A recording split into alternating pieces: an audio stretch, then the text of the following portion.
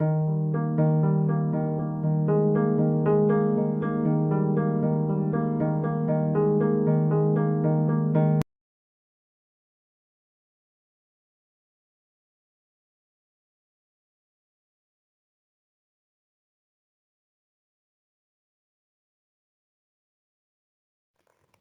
este video estaremos hablando sobre algunas estructuras sedimentarias, específicamente estructuras primarias y de ordenamiento interno.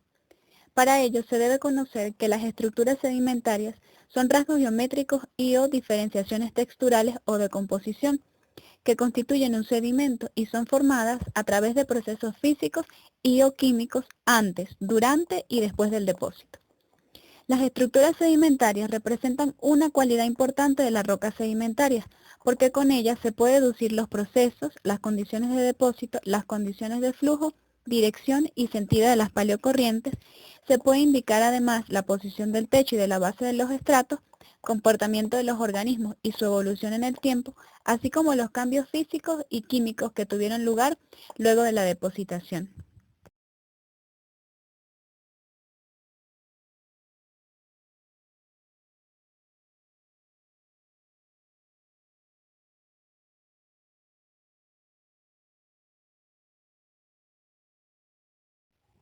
Es de nuestro especial interés las estructuras primarias, y estas son estructuras que se forman simultáneamente con la depositación del sedimento. Por lo tanto, este se halla en íntima relación con el ambiente que causa su sedimentación. Estos se clasifican en estructuras de ordenamiento interno, estructuras sobre superficies de estratificación y estructuras de deformación. Las estructuras de ordenamiento interno ocurren en la superficie y dentro de las capas sedimentarias. A continuación, veremos algunas estructuras sedimentarias primarias y de ordenamiento interno.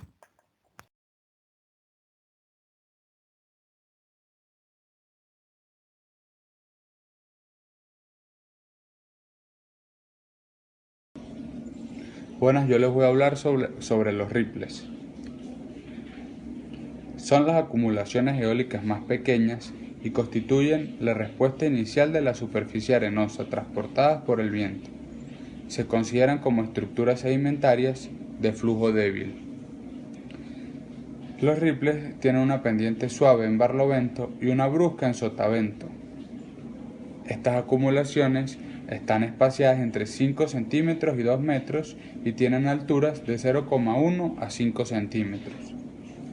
Son rizaduras producidas en sedimentos sin consolidar, formadas por saltación de las partículas y son comunes en todas las superficies de arena.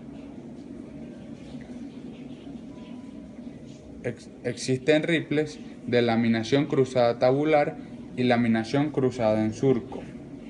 Los procesos para la formación de ripples están relacionados con la interacción dinámica entre el flujo del viento y el movimiento de sedimentación. Los ripples empiezan a formarse con la presencia de un pequeño obstáculo en la superficie. Aquí se empieza a acumular la arena y esto da lugar a la formación del ripple. En cuanto a la estructura interna de los ripples, se puede decir que en la parte de barlovento se desarrollan pocas láminas, en cambio en la parte de la dirección del frente se desarrolla gran cantidad de láminas y finalmente en la parte basal del ripple se pueden desarrollar un grupo de láminas de fondo que tendrá siempre poca envergadura.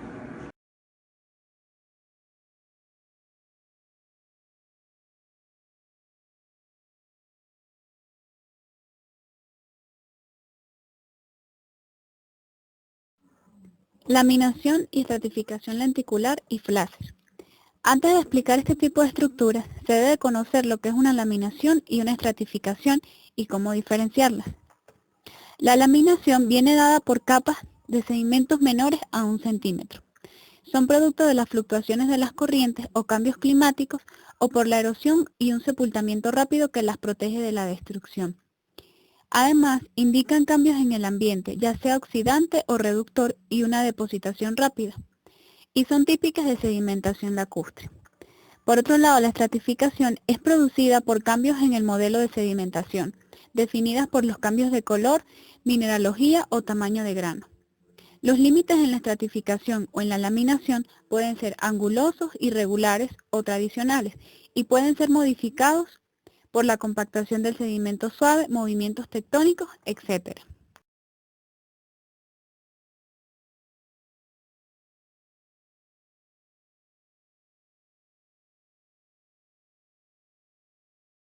La laminación y estratificación lenticular y flácer son estructuras sin depositacionales. Estos tipos de estratificación se caracterizan por la existencia de una laminación de tipo Ripley en capas de areniscas en las que se intercala una cantidad de arcilla, ya sea como unidades intraestratales o en las superficies limítrofes entre los grupos de láminas. Para explicar la geometría de estos dos tipos de estratificación, se puede utilizar, aunque sea imaginativamente, una cubeta a escala, en la que exista un flujo tal capaz de formar una laminación Ripley. Si se introduce arena, como consecuencia del flujo allí existente, se formará una laminación Ripley. Si además de la arena se introduce una pequeña cantidad de arcilla, esta permanecerá en suspensión un tiempo mayor que la arena y se acumulará, suponiendo un cese en el flujo en la superficie de los Ripleys. Si la cantidad de arcilla es pequeña, esta se localizará únicamente en los valles, obteniéndose así una estratificación de tipo flácer. Al aumentar la proporción de arcilla en la arena, llegará un momento en que aquella cubrirá por completo toda la superficie de los Ripleys. Si se incrementa aún más, se obtiene una alternancia de capas de arcilla con otras de arena. Cuando la proporción de arcilla domina sobre la de arena, los Ripleys ya no se construyen unidos dando lugar a una capa, sino que se formarán aislados, ya sea en pequeño número ya unitariamente. De esta manera se obtiene una estratificación lenticular. Así se pasa entonces desde una estratificación de tipo flácer a otra de tipo lenticular, por términos intermedios donde es difícil la asignación a uno u otro.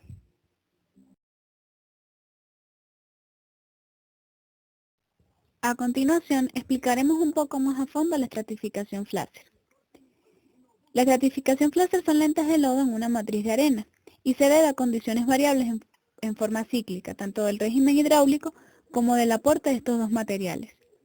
El tipo de estratificación flácer se produce o tiene lugar en áreas donde existe una sedimentación de tipo Ripley y van alternando periodos de corriente con otros de quietud.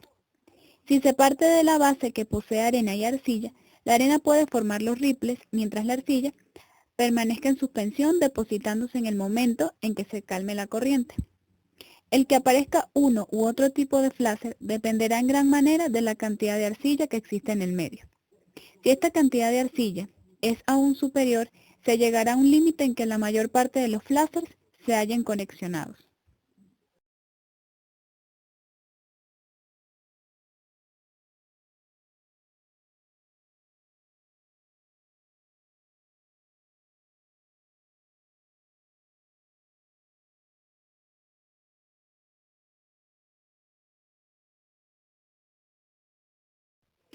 Existen tres tipos de estratificación flácer. La primera está asociada con pequeñas rizaduras de crestas rectas, la segunda formada a partir de pequeñas rizaduras con crestas curvas y la tercera asociada con rizaduras de oleaje.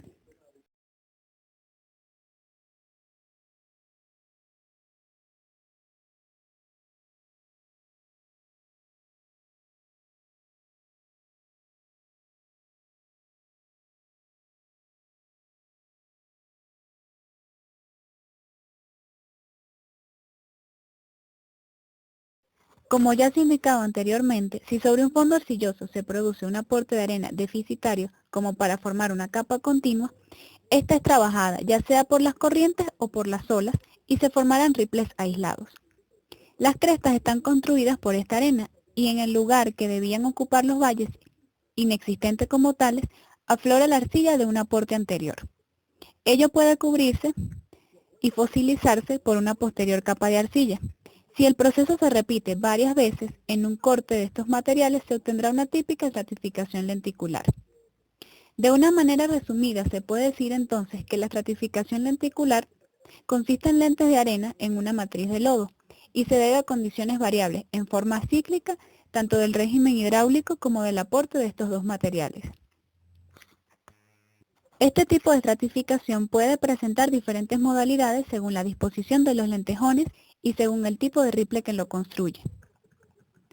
Según la disposición de los lentejones se diferenciarán dos tipos de estratificación. La primera, aquella en la que se hallan aislados dentro de la masa de arcilla, y la segunda, aquella en la que forman grupos de dos o más unidades Ripleys unidas por valles.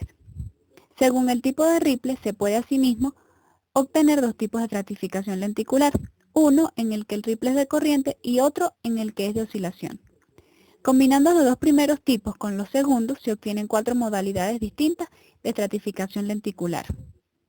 En este caso tendríamos lentejones aislados con estructura ripple de corriente, lentejones aislados con estructura ripple de oscilación, lentejones unidos con estructura ripple de corriente y lentejones unidos con estructura ripple de oscilación.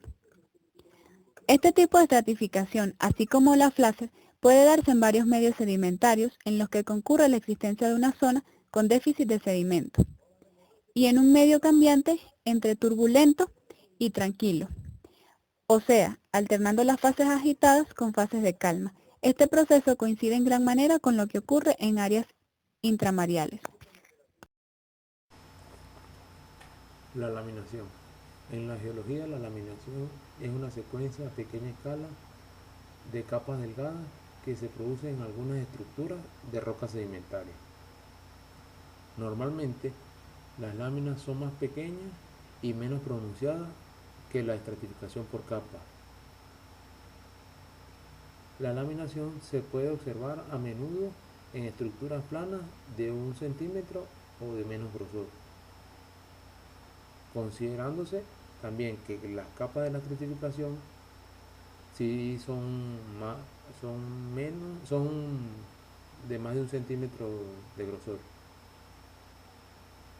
No obstante, en una misma roca sedimentaria se pueden tener capas y láminas a la vez, como se pueden observar en el ejemplo de la imagen de la presentación, donde están las capas sedimentarias y las láminas.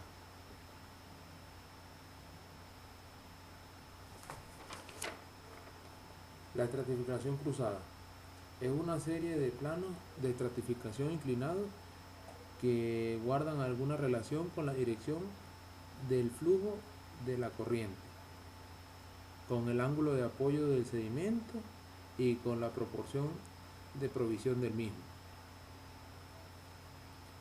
Como se puede observar también en la imagen, en donde se ven los sistemas de estratos, como el sistema de estrato cruzado, en el intermedio hay un sistema de estrato normal y después se repite el sistema de estrato cruzado. No obstante, desde un punto de vista práctico y basado en la forma de las láminas, se dividen en dos grupos. La que son por las planas, que es llamada planar, donde los grupos de láminas tienen forma de cuña. Y el otro en el que las láminas poseen forma de cubeta, conocida como laminación fenostada.